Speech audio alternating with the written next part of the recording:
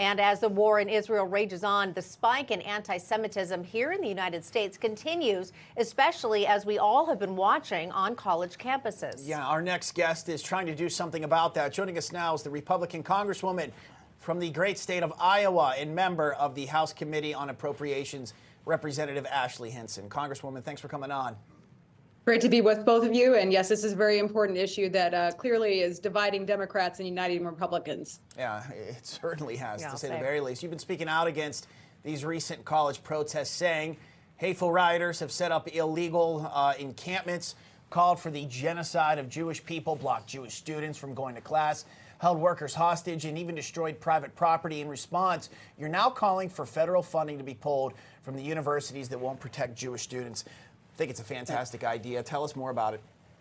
Yeah. Well, first, let me say, obviously, I'm a former journalist. I am passionate about protecting speech, even speech that I don't agree with. But hate speech does not fall into that category. So you mentioned the illegal encampments. These elite universities have become truly hotbeds of hatred, and they have enabled this to happen. And many of these students are not American students.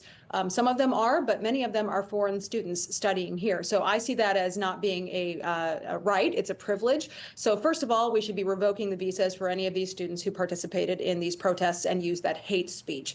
Second, we need to be looking and following the money. It seems like universities understand the money game pretty well. So we need to be taking a look and tracking all of these grants that are flowing to universities.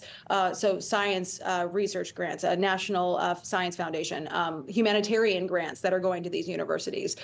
If money is the language that they understand, we who control the power of the purse need to be pulling those levers to make sure they cannot enable this to continue to happen on campuses. Well, we wish you the best of luck in that effort. Something, I agree with Bob, that absolutely should be done. Congresswoman, I want to flip the script a little bit here to a different topic. Along with Representative Elise Stefanik, you are leading a resolution to recognize October 10th as American Girls in Sports Day, emphasizing girls in sports.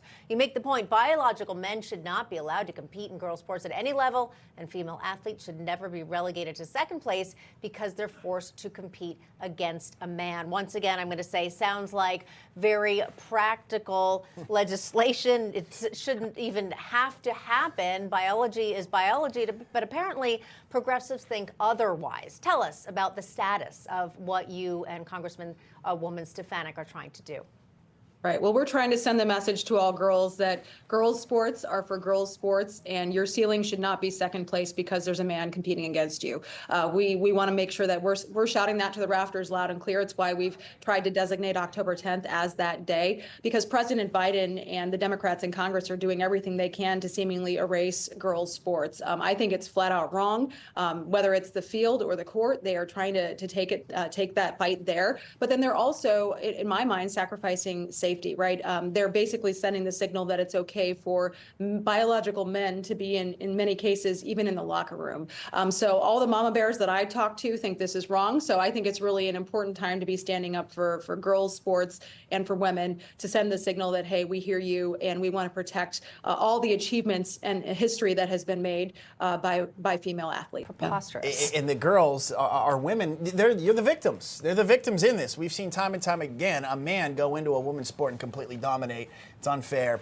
It's ridiculous. Injuries also. Injuries as well. Yes, a basketball game we It's about talked a level about. playing field, right? Yes. And that's really Literally. what's important here. And I mean, I'm a mom to two boys, right? So I have a 13 and 11-year-old, and my 13-year-old, our school district back home in Iowa tried to enact a policy where kids could change their gender at school. So you would have had boys in girls' locker rooms in that case too. And at least my son, I asked him what he thought about this, and he goes, "Yeah, Mom, I'm a boy. I know I use the boys' bathroom." So I think I'm trying to do everything right at home in Iowa, but clearly we have some work to do in Pressing Congress. So issues we of wanna 2024. send that signal. Yeah. Yeah. I still can't believe we're actually talking about this, and you actually have to push forward some actual legislation. But again, as Bob said, here we are. Yeah.